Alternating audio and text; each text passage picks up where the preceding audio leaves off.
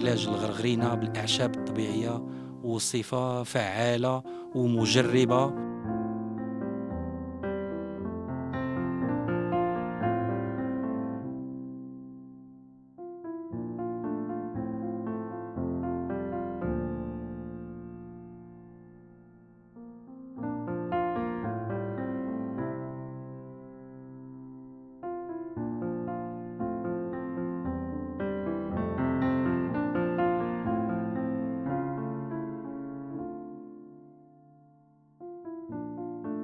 الوصفة الشعبية لعلاج الغرغرينة: مساعدة في التئام الجرح.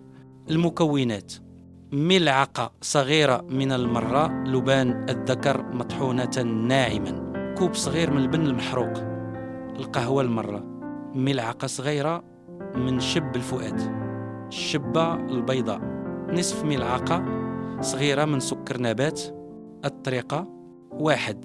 بعد تنظيف الرجل جيدا بمطهر طبيعي مثل ماء الملح أو ماء الورد. 2. يخلط المسحوق جيدا حتى يصبح مثل العجينة. 3. يوضع على مكان الجرح برفق. 4. يترك لمدة 20 دقيقة ثم يغسل بماء دافئ ويجفف بلطف. 5. تكرر العملية مرة يوميا حتى تتحسن الحالة.